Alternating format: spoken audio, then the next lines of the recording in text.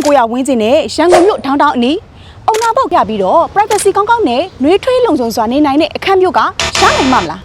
အခန်းတွေကို 30% down payment ပေးသွင်းုံနဲ့ကြံငွေကို4နှစ်အတိုးမဲ့ရေးကြနဲ့ဝယ်ယူနိုင်မဲ့အပြင်ဗန်ချင်းနဲ့လည်း15နှစ်ရေးကြနဲ့ဝယ်ယူနိုင်အောင်ပါဒါကတော့ရန်ကုန်မြို့လေကောင်ကနေမိနစ်ပိုင်းတွင်သွားလာနိုင်တဲ့ပုံနမီ estate အင်ယာစီမံကိန်းပဲဖြစ်ပါတယ်ဒဂုံစိတ်ကမ်းမြို့နယ်ရန်ကုန်မြို့လေကောင်နဲ့အနီးဆုံးနေရာတစ်ခုပါ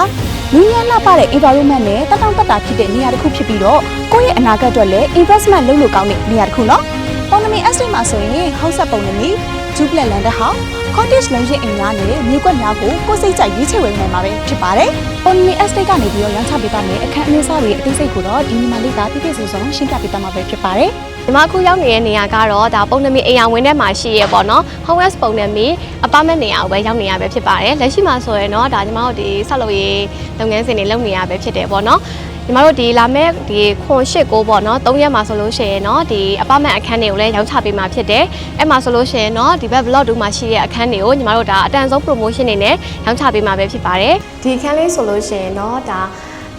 house ပုံနမီ apartment ထဲမှာရှိရဲဒါ3 bedroom ပေါ့နော်အကျယ်ဆုံးခန်းလေးပါ square feet 935 square feet ကျယ်ဝန်းပြီးတော့ဒီ space ဆိုလို့ရှိရင်တော့ဒါ living area ပေါ့နော်အိမ်ခန်း area ဖြစ်သွားမယ်အိမ်ခန်းကနေထွက်လို့ရှိရင်လည်းတော့ runner ပါတယ်ပေါ့နော် runner ဆိုလို့ရှိရင်လည်းဒါနေရာကျယ်ရဲ့ထဲမှာပါတယ်ပေါ့နော်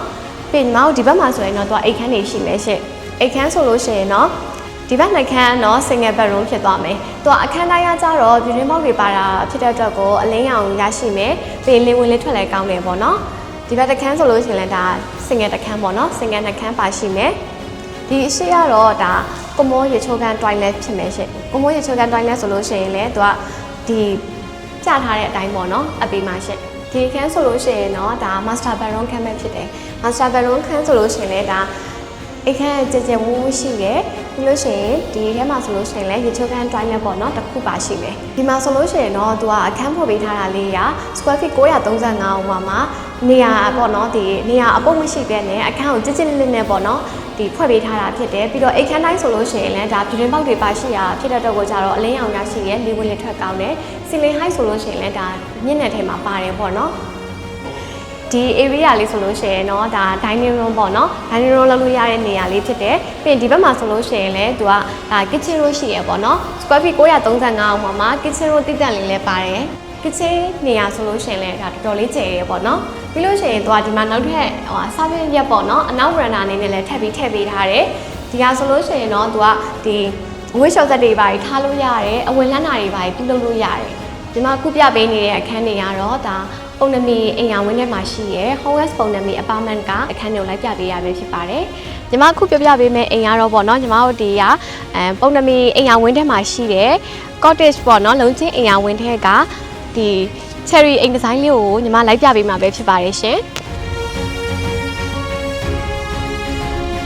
ညီမတို့ဒီခြံဝန်းအကျယ်ကတော့35ပေ65ပေပေါ်မှာနှစ်ထပ်လုံးချင်းဆောက်လုပ်ထားတာဖြစ်ပါတယ်။ခြံဆိုလို့ရှိရင်လည်းပေါ့နော်ဒါရှစ်မျက်နှာစာအုံပေါ်မှာဒါပေကြဲကြဲလေးခြံထားပြီးတော့ဒါကားပါကင်နေနဲ့ဆိုလို့ရှိရင်လည်းနှစ်နေရာရက်လို့ရတယ်။ဘေးမှာဆိုလို့ရှိရင်လည်းမြေပိုတွေကြံသေးရပေါ့နော်။အဲ့နေရာတွေမှာဆိုလည်းဒါညီမတို့ကမြက်ခင်းတွေကိုဒါစိုက်ပေးထားတယ်ပေါ့နော်။မြက်ခင်းပြင်တွေစိုက်ပေးထားတယ်။ပြီးရင်ဒီမှာကားပါကင်ရနာဖို့တော့ဝါစားဒါတိတိကျကျလေးလုပ်ပေးထားတယ်ပေါ့နော်။ခြံတကားတွေဆိုလို့ရှိရင်လည်းညီမတို့ဒီအိမ်ရက်တက်ခါကြလို့ရှိရင်ဒီပုံစံတိုင်းပဲအကုန်လုံးကိုဒါလုပ်ပေးမှာဖြစ်တယ်ပေါ့နော်။ဘေးမှာဆိုလို့ရှိရင်လည်းဒ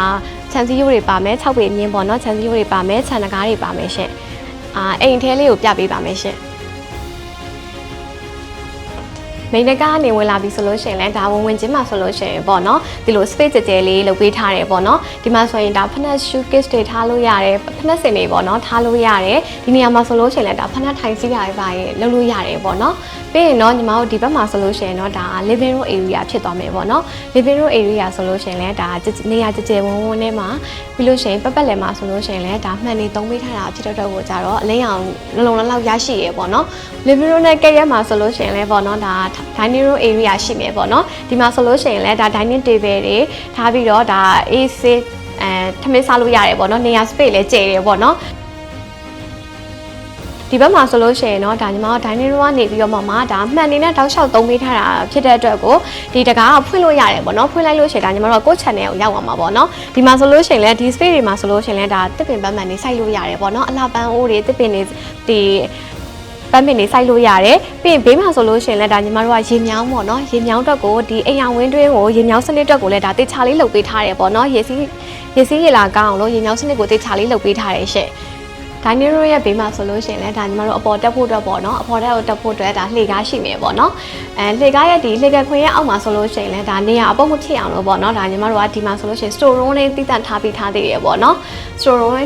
အခန်းလေးပါမယ်ရှင့်ပြီးရင်ဒီဘက်ကရက်မှာဆိုလို့ရှိရင်တော့ဒါကွန်မိုးရေချိုးကန် toilet ပေါ့နော်ကွန်မိုးရေချိုးကန် toilet ရှိမယ်ဒီဘက်ချက်မှာဆိုလို့ရှိရင်တော့ဒါ single bedroom ပဲပေါ့နော် single bedroom ကတော့သူကကြဲကြဲဝန်းဝန်းနဲ့ဒါပြတင်းပေါက်တွေလည်းပါတယ်ပေါ့နော်ပြတင်းပေါက်တွေလည်းပါတယ်ဒီဘက်မှာဆိုလို့ရှိရင်လည်းဒါပြတင်းပေါက်တွေထပ်ပြီးတော့ထပ်ထည့်ပေးထားသေးတယ်ပေါ့နော်ဒါအောက်ထပ်မှာရှိရဲ့ single bedroom ခန်းလေးဖြစ်ပါတယ်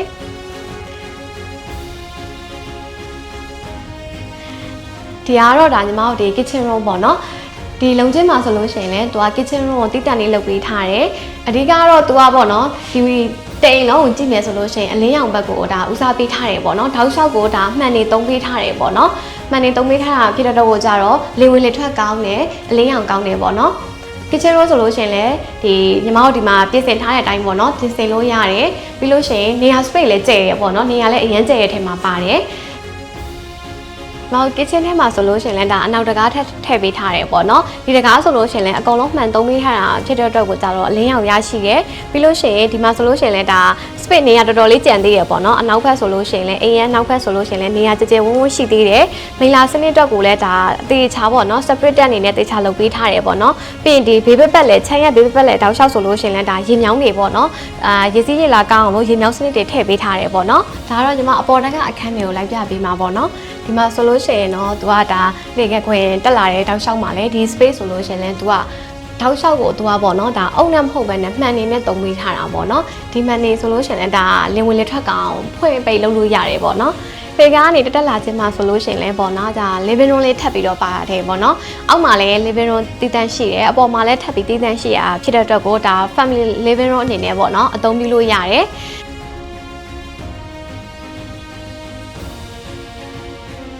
ဒီဘက်ချက်မှာဆိုလို့ရှိရင်တော့ဒါ master bedroom ပေါ့နော်ဆိုတော့အိတ်ခန့်အရန်ကျယ်တယ်ဝင်ချင်းမှာဆိုလို့ရှိရင်ဒါပေါ့နော်ဒီမှာဆိုလို့ရှိရင်ဒါမှန်တင်ကုန်တွေထားလို့ရတယ်ပေါ့နော်ပြီးလို့ရှိရင်ကြတော့ဒီဘက်မှာဆိုလို့ရှိရင်လည်းသူကဒါနေရန်ကက်ဗီဒီယိုတွေပေါ့နော်ဝါဒုတ်တွေထည့်လို့ရတယ်ဒီဘက်ချက်မှာတော့သူကဒါရေချိုးကန် toilet ရှိမယ်ပေါ့နော်ရေချိုးကန် toilet ဆိုလဲဒါတော်တော်ကျယ်တဲ့ထဲမှာပါတယ်ရေချိုးကန်နေရာဆိုလို့ရှိရင်လည်းပေါ့နော်ဒါတိတက်မှန်နေပေါ့နော်ပြန်ကာလို့ရတယ်ဒီဘက်မှာဆိုလို့ရှိရင်တော့ဒါပိုးထိုင်းနေပြီးလို့ရှိရင်ဒီ basin တွေရှိမယ်ပေါ့နော်ဒီဘက်မှာဆိုလို့ရှိရင်တော့ဒါဝါဒုတ်တွေထားလို့ရတယ်ပေါ့နော်နေရန်ကပ်ဗီဒီယိုတွေထားလို့ရတယ်ပြီးတော့တစ်ခုရှိတာ ceiling height ပေါ့နော် ceiling height ဆိုလို့ရှိရင်တော့တော်တော်လေးမြင့်တဲ့ထဲမှာပါတယ်ပေါ့နော်ပြီးတော့ပတ်လက်မှာဆိုလို့ရှိရင်လည်းဒါမှန်နေပဲအသုံးပြုပေးထားတာဖြစ်တဲ့အတွက်ကိုကြတော့ကိုယ့်ရဲ့ဒီအခန်းထဲကနေပြီးတော့မှအပြင်ဘက်ပေါ့နော်လမ်းဘက် view လည်းဒါကြည့်ရှုလို့ရတယ်ပြီးလို့ရှိရင်ဒီမှာဆိုလို့ရှိရင်ပေါ့နော်ဒီအိမ်ရဲ့ veranda ရှိမယ်ပေါ့နော် veranda ကတော့သူက master bedroom ကနေပြီးတော့မှထွက်ပြီးတော့အသုံးပြုလို့ရတယ် veranda ဆိုလို့ရှိရင်လည်းဒါနေရာကျရာဖြစ်တဲ့အတွက်ကိုပေါ့နော်ညနေဆောင်ဆိုလို့ရှိရင်ကြတော့ဒီမှာထိုင်ပြီးတော့ပေါ့နော်ဒီ coffee table လေးတွေနဲ့ပေါ့နော်ထိုင်ပြီးတော့ဒါ coffee တောက်တာပဲဖြစ်ဖြစ်စာအုပ်ဖတ်တာပဲဖြစ်ဖြစ်ပေါ့နော်အပန်းဖြေအနားယူလို့ရတယ်ကိုယ်အိမ်အောင်ဝင်းထဲမှာပဲပေါ့နော်မတို့အပြေဝင်ကြည့်မယ်ဆိုလို့ရှိရင်လည်းပေါ့နော်ဒါလုံချင်းအိမ်လေးဖြစ်တဲ့အတွက်ကိုကြတော့ဒါနိုင်ငံသားရောက်နေတဲ့ပုံစံလိုမျိုးပေါ့နော်ဒီအပြင်ကြည့်လိုက်တာနဲ့စီစီလုံးချင်းအိမ်လေးကိုဒါ view ကိုလည်းတွေ့ရှိမှာဖြစ်တယ်ပေါ့နော်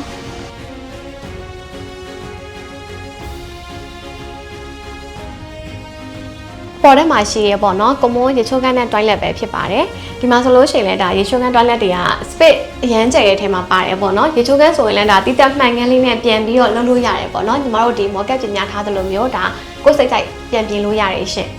်ဒီဘက်ခန်းလေးကတော့ဒါ single bedroom ဖြစ်ပါတယ်ဒီခန်းဆိုလို့ရှိရင်လည်းဒါဒီလိုက်တာထားတဲ့နေရာကြီးဆိုလို့ရှိရင်ပေါ့နော်ဒါပြတင်းပေါက်တွေထည့်ပေးထားတာဖြစ်ပါတယ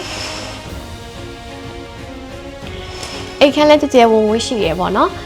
်ဒီဘက်မှာဆိုလို့ရှိရင်လည်းဒါပြတင်းပေါက်တွေထပ်ပြီးတော့ထားပေးထားတယ်ပေါ့နော်ဒီဘက်ခန်းလေးဆိုလို့ရှိရင်เนาะညီမတို့ပြင်ပြပေးထားတာက kit room ပုံစံလေးပြင်ပြပေးထားတယ်ပေါ့နော်ဒီခန်းလေးဆိုရင်လည်းဒါကြကြဝဝရှိရပေါ့နော်ပြီးလို့ရှိရင်လည်းဒါ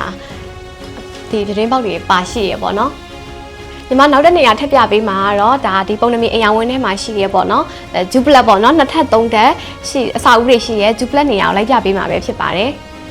ညီမအခုရောက်နေတဲ့နေရာကတော့ဒါမြေကွက်ရက်ပေါ့နော်ဒီ secondary gate နေရာကိုရောက်နေရပဲဖြစ်ပါတယ်ဒီ secondary gate ထဲမှာဆိုလို့ရှိရင်เนาะဒါမြေကွက်တည်တန်းရောင်းပေးတဲ့နေရာကြီးရှိမယ်ပေါ့နော်မြေကွက်တည်တန်းနေရာကြီးဆိုလို့ရှိရင်เนาะဒါမြေကွက်ဝယ်ယူပြီးတော့ဒီထဲမှာဆိုလို့ရှိရင်လည်းဒါမြေကွက်အကျယ်ဆိုရင်ပေ35ပေ65ပေအကွက်တွေကနေစရှိတယ်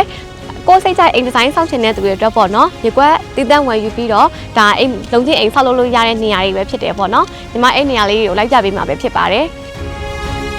အတွင်းလမ်းနေဆိုလို့ရှိရင်လည်းပေါ့နော်ဒီလိုမျိုးဒီကြကြဝန်းဝန်းနေဒါကွန်ကရစ်လမ်းနေခင်းမေးထားပြီးတော့မှဘေးတွေမှာဆိုလို့ရှိရင်လည်းဒါ platform တွေရှိမယ်ပေါ့နော်လူသွားလမ်း platform တွေရှိမယ်ပြီးရင်ဒါရေစီးရေလာကောင်းမှုတော့ကိုပေါ့နော်ရေမြောင်းစနစ်တွေဆိုလို့ရှိရင်လည်းတေးချလေးလုပ်ပေးထားတယ်ပြီးတော့ညီမတို့ဒီအိမ်ရဝင်းဒီတောက်လျှောက်မှာဆိုလို့ရှိရင်လည်းဒါလက်မိတိုင်တွေအကုန်လုံးတော်ချမ်းပြီးသွားပြီရှင့်အခုကတော့ဒါမြေကွက်အကျယ်တွေဆိုလို့ရှိရင်လည်းအကျယ်ဝန်းဒီညနေစာပေ35ပေဒီ65ပေကနေစပြီးဝယ်ယူလို့ရတယ်ပြီးတော့ညီမတို့မြေကွက်အပေမဲ့ပုံစံဆိုလို့ရှိရင်လည်းပတ်လဲအောင်မှာပေါ့နော်ဒီ precast နဲ့6ပေဒီ outline ချန်စီယိုတွေခတ်ပေးမှာပဲဖြစ်ပါတယ်ညီမခုရောက်နေရတော့ပေါ့နော်ဒါပုံနမီအိမ်အောင်ဝင်းထဲမှာရှိရဲဒါ 3net story ကိုရောက်နေရဖြစ်တယ်ပေါ့နော်ပုံနမီ loft ထဲက 3net story တိုက်ကိုရောက်နေရပဲဖြစ်ပါတယ်သူကတော့ဒါမြေပေ20ပေ60ပေါ်မှာစောက်ထားတာပေါ့နော်3ထပ်အစာအုပ်ဖြစ်ပြီးတော့အစာအုပ်ရဲ့ဒီ square feet အကျယ်ဆိုလို့ရှိရင်2110 square feet ကျယ်ဝန်းပါတယ်ဒါကတော့ဝင်ချင်းမှာဆိုရင် aigan space ရှိမယ်ပေါ့နော် living room area ရှိမယ်ဒီဘက်မှာဆိုရင်တော့ဒါအပေါ်တက်ကိုတက်လှေကားကြီးရှိမယ်ပေါ့နော်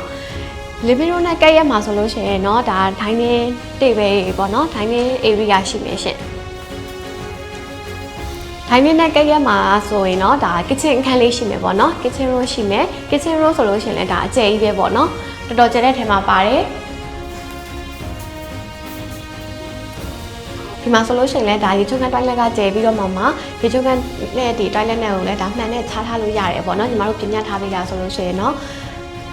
decoration လှလှလေးနဲ့ပြင်ပြထားပေးတယ်ပေါ့နော်အပေါ်တက်မှာဆိုလို့ရှိရင်လည်းပေါ့နော်ဒီတက်ချင်းမှာဆိုလို့ရှိရင်เนาะ common ban WC အခန်းရှိမယ်ပြီးဒီဘက်ထောက်လျှောက်အကောင်လုံးကတော့ဒါညီမတို့ကအခန်းတွေဖွက်ပြပေးထားရပေါ့နော် archi design ဆိုလို့ရှိရင်လည်းတော်တော်လေးမိုက်တယ်ပြင်ပြထားပေးတာပေါ့နော်ဒီဘက်မှာဆိုရင်တော့သူက single bedroom ပေါ့နော်ဒီပထမဆုံးခန်းလေးကတော့ဒါ single bedroom ခန်းဖြစ်မယ်အဓိကတော့သူကအခန်းတိုင်းကကြတော့သူကလေဝင်လေထွက်ကောင်းလို့ဒါဒီမှန်နေနဲ့ပေါ့နော်ပြတင်းပေါက်တွေပါတယ်ပေါ့နော်ပြတင်းပေါက်တွေထည့်ပေးထားတယ်ဒီဘက်မှာဆိုလို့ရှိရင်ကြတော့ဒါပြင်ပြထားပေးတာကမှန်ဒီမှန်ခန်းလေးနဲ့ပေါ့နော်ပြင်ပြထားပေးတယ်ဒီအိတ်ခန်းဆိုလို့ရှိရင်လည်းဒါတယောက်အိတ်ကိုမှတော်တော်လေးကျယ်တဲ့ထဲမှာပါတယ်ဒီ best space ကိုတော့ဒါညီမတို့ကတော့ဒါစာကြည့်ခန်းပုံစံမျိုးလေးပေါ့နော်လုပ်ပေးထားတယ်စာကြည့်ခန်းတကယ်လို့ကိုကစာကြည့်ခန်းမလုပ်ဘူးအိတ်ခန်းထည့်ခြင်းနဲ့ဆိုလည်းဒါထည့်လို့ရတယ်ရှင့်